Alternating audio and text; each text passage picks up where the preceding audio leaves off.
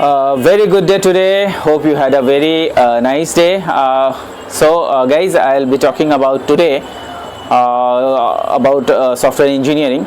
And in software engineering, we have just seen the introduction, and now I'll be talking about what are the characteristics of the software engineering. That is, the software means how do we know that what are the characteristics of the software. So I'll be talking about the software characteristics. Okay, fine. Let's watch here over here. Here are the characteristics of a software. Now, what does the characteristics of a software says? The characteristics of the software says that the software is a logical rather than the physical system of element. Means what? That whenever we are talking about the characteristics, that means the peculiar behavior or the certain behavior of a software when it is being worked on, and then it is taken as the quality of that software. How does a software behave and how does it give you a significance? Now, here the characteristics of the software is that the software is logical. It's logical. Why it is logical? Guys, it is logical because obviously we know that whatever the software is developed, it has certain characteristics. कहने का मतलब ये है कि जो भी आपका characteristics है सॉफ्टवेयर का, जो उसका behavior है, उसके बारे में हम लोग आज डिस्कस करने जा रहे हैं. और जो सॉफ्टवेयर कहने का मतलब ये है कि सॉफ्टवेयर इज लॉजिकल कहने का मतलब कि बेसिकली जब सॉफ्टवेयर बनाया जाता है तो सॉफ्टवेयर इस हिसाब से बनाया जाता है कि वो कैसे काम करेगा, ये सोचते हुए कि किस तरीके से वो यूज़र के साथ इंटरैक्ट करेगा. और वो इंटरैक्शन जो है वो इंटरैक्शन इस पर्पस से हो सकता है कि जो आपका काम हो, जो आपका वर्क हो, वो फ्रूटफुल हो जाए. कहने का मतलब ये है कि लॉजिकल कहने का मतलब चूंकि ये प्रोग्रामिंग है, जो सॉफ्टवेयर है वो क्या है, ये एक प्रोग्रामिंग एस्पेक्ट है. तो प्रोग्रामिंग में क्या होता है कि जब आप प्रोग्राम करते हो तो you put a logic behind it. Logic क्या होगा? लॉजिक ये होगा कि how the software is acting. कहने का मतलब कि अगर सॉफ्टवेयर में अगर हम लोग एडिशन कराना चाहते हैं या फिर मल्टीप्लिकेशन कराना चाहते हैं तो उसके लिए हमें लॉजिक लिखना पड़ता है. लॉजिक लिखने का मतलब क्या है? You have to include certain possibilities of addition and subtraction in your program. कहने का मतलब कि जो प्रोग्रामिंग एक्टिविटी होगी उसमें आपका सोचने का जो तरीका है वो उसमें दिखेगा. तो दैट इज कॉल्ड लॉजिक. अब यहाँ पर जो लॉजिक है कहता है कि जो सॉफ्टवेयर होता है वो लॉजिकली सिस्टम एलिमेंट में ज़्यादा होता है. मतलब कि जो सॉफ्टवेयर एक सिस्टम है और उस सिस्टम में जो आपका लॉजिक है वो उस सिस्टम के साथ मैच करता है. Therefore software has some characteristics. इसलिए सॉफ्टवेयर का कुछ कैरेक्टरिस्टिक्स होता है. और ये कैरेक्टरिस्टिक्स है क्या? ये कैरेक्टरिस्टिक्स में कहने का मतलब ये है, सबसे पहला कैरेक्टरिस्टिक जो मैंने लिखा है, software is developed or engineered, not manufactured. Obviously, the software is made by, can be developed only by the engineers. वो engineering जो टेक्नोलॉजी जो लोग पढ़ पाते हैं उन्हीं लोग बना सकते हैं. ये कोई ऐसी मशीनरी कंपोनेंट नहीं है कि मशीन में डाला और सॉफ्टवेयर बाहर निकल गया. Generally what does it happens when there are certain, अगर बिस्किट फैक्ट्री है तो उसमें आटे डालो बिस्किट बना के देता है, राइट. तो डिफरेंट सॉफ्टवेयर्स में डिफरेंट और भी कई सारे ऐसे जो इंडस्ट्रीज़ हैं उसमें कई सारे ऐसी चीज़ें होते हैं. न्यूज़पेपर में पेपर दो छप के निकलेगा, राइट. तो इस तरीके की चीज़ें हैं. जबकि यहाँ पर क्या है, यहाँ पे you have to apply your brains.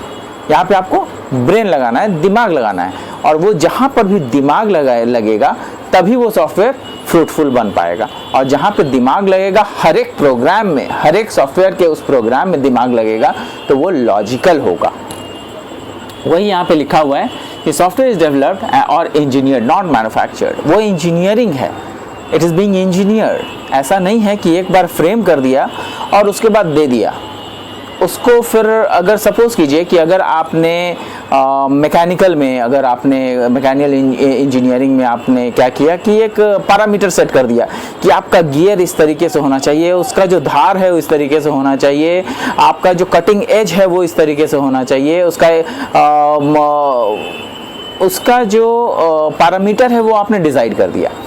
तो फिर उसके बाद जो बनाने वाले होते हैं दे आर नॉट इंजीनियर्स। जो बनाते हैं वो तो आपके कोई भी बना सकते हैं, जिसके पास भी थोड़े बहुत स्किल होगी, जिसको कि ये समझ में आएगा कि अच्छा साहब ने बोला है कि भैया इंजीनियर साहब ने बोला है कि इतना ही काम करने को, इसको इतना कट करने को, इतना करने को, तो वही काम करना है हमें। आप लोग ऑलरेडी वर्कशॉप में ये सब चीज़ें देख चुके होंगे, जिस तरीके से बताया जाता है उस तरीके से आप कर देते हो। आपको लगता है कि जिस तरीके से आपको बताया जाता है उस तरीके से अगर एक मजदूर को बताया दिया जाएगा तो क्या वो नहीं कर पाएगा? कर पाएगा। लेकिन अगर सॉफ्टवेयर मजदूर को बताया जाएगा तो करेगा क्या? वो नहीं कर पाएगा। इसलिए आपके जितने भी सॉफ्टवेयर्स होते हैं उसमें अगर कुछ बदलाव करने, कुछ चेंजेस करने, तो he has to be a developer. उसको एक engineering, computer science engineering graduate होना पड़ेगा। तो यहाँ पे इसीलिए आपको लिखा गया है कि for developing a software human intelligence is required. सबसे पहला पॉइंट, जो आपका पहला पॉइंट के अंदर जैसे उसको कैसे एक्सप्लेन करेंगे, जैसे मैंने कहा सॉफ्टवेयर इज डेवलप्ड और इंजीनियर नॉट मैन्युफैक्चर्ड, तो ये एक पॉइंट तो है जो कि उसका कैरेक्टरिस्टिक है। Now how will you define this? उसको कैसे डिफाइन करोगे? तो आपके पास क्या है, for developing a software human intelligence is required. एक सॉफ्टवेयर को बनाने के लिए क्या करना पड़ता है? ह्यूमन का इंटेलिजेंसी रिक्वायर्ड होता है। नेक्स्ट क्या है, it can not be manufactured by machinery components. Obviously ये एक ऐसा मैन्युफैक्चरिंग कंपोनेंट नहीं है जिसमें कि आप मशीन से बन जाएगा। तीसरा है, concept of raw material is non existence here. मतलब यहाँ पर रॉ मटेरियल कहने का मतलब है कि कुछ ऐसे यहाँ पे सीमेंट, बालू, छड़ और गिट्टी के रिक्वायरमेंट नहीं है। यहाँ पर आपका जो डिफरेंट आयरन्स हैं उसके रिक्वायरमेंट नहीं है, पेपर्स हैं उसके रिक्वायरमेंट नहीं है। यहाँ पे रॉ मटेरियल्स के रिक्वायरमेंट होती ही नहीं है, करीबन नॉन एग्जिस्टेंस है। ठीक है, तो these are the characteristics of first point. This is the characteristic, and for that characteristic I have explained 3 points. For each and every characteristic I am explaining 3 points. Now next is software development presents a job shop environment. What is this? Software development presents a job shop environment. What is this? Actually what happens that when a software is developed, it is like a self-made shop. If you are a engineering graduate or if you are a computer science graduate, then you can sit anywhere and you can open a shop for you. आप एक independent shop खोल सकते हैं। आपको अगर software skill आती है तो आप एक इंडिपेंडेंट सॉफ्टवेयर की दुकान खोल सकते हैं। उसमें आप जो है अपना सेल्फ कंपनी जिसको बोलते हैं वो खोल सकते हैं, जिसमें कि 2 ही 3 4 लोग रहेंगे तो भी काम चल जाएगा, और उसमें आप लोग डिफरेंट कैपेबिलिटी के अनुसार अपना काम कर सकते हैं। तो that is called software development presents a job shop environment. Job shop environment मतलब कहीं भी ज़रूरत पड़ेगा, क्योंकि आपकी दुकान जो है वो दिमाग है, और उस दिमाग के अनुसार जो है आपका जो सॉफ्टवेयर है वो कहीं पर भी डेवलप किया जा सकता है। बस आपको इंजीनियरिंग ग्रेजुएट होना चाहिए। अगर आपने इंजीनियरिंग किया है तो आपको वो चीज़ें आती ही होगी। उसके अंदर जो मैंने एक्सप्लेन किया है वो देखिए, hear each product is custom build and hence unique. कहने का मतलब कि यहाँ पे हर एक सॉफ्टवेयर दूसरे सॉफ्टवेयर से अलग होता है। एक ही सॉफ्टवेयर एकदम बिल्कुल मैच कर जाएगा दूसरे सॉफ्टवेयर से, ऐसा नहीं होता है। There must be some difference, कोई ना कोई डिफरेंस तो होगा ही। आप 2 अलग अलग स्टील के बर्तन को सेम पा सकते हैं, लेकिन 2 अलग अलग सॉफ्टवेयर को सेम नहीं पा सकते हैं। It will be somewhere, it will be different. It can not be assembled from existing component. कहने का मतलब कि जो एग्जिस्टिंग कंपोनेंट है उसमें असेंबल मतलब उसके साथ असेंबल नहीं कर सकते। कहने का मतलब ये है कि आपके पास अगर पहले से सॉफ्टवेयर पड़ा हुआ है तो ऐसा नहीं है कि उसी से आप नया सॉफ्टवेयर बना दीजिएगा। Yes, you can get that idea, लेकिन आप उसी के सहारे सॉफ्टवेयर बना देंगे, ऐसा नहीं होगा। आपको वो सॉफ्टवेयर स्किल्स आने ही चाहिए। Next is human skills is the most important element in job shop. कहता है कि कोई भी अपना भी अगर आपको जॉब करना है, अपने हिसाब से इंडिपेंडेंट होना है, तो आप अपना एक कंपनी खोल सकते हैं और या फिर आप अपना कोई भी ऐसा जॉब शॉप कर सकते हैं। लेकिन उसमें रिक्वायर्ड क्या होगा? आपके स्किल्स रिक्वायर्ड होंगे। मतलब जो आपने इंजीनियरिंग किया है, जो पढ़ाई की है, उसका स्किल्स की रिक्वायरमेंट इसमें सबसे ज़्यादा होती है।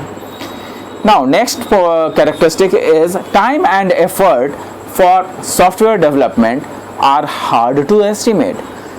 ये एक चीज़ है कि जब भी हम लोग सॉफ्टवेयर बनाते हैं तो उसका टाइम और जो उसका एफर्ट है वो हम लोग प्रेडिक्ट नहीं कर सकते हैं। अगर कोई सॉफ्टवेयर 2 महीने में बनना है तो उसके लिए जो है हमें लेके चलना होगा कि वो सॉफ्टवेयर जो है हमें 2 महीने में बनाना है तो 1 महीने में ही उसको ख़त्म करना होगा।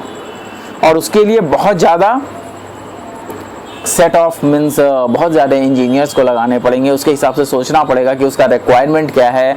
तो ये सारी चीज़ें जो है इसमें करनी पड़ेगी। आपका एस्टिमेशन एग्जैक्ट नहीं हो सकता है।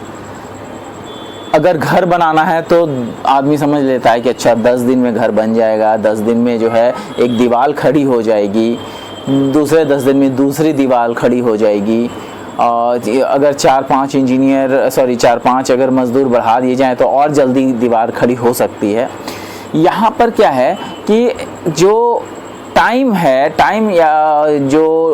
टाइम या फिर एफर्ट, वो आप प्रेडिक्ट नहीं कर सकते हो।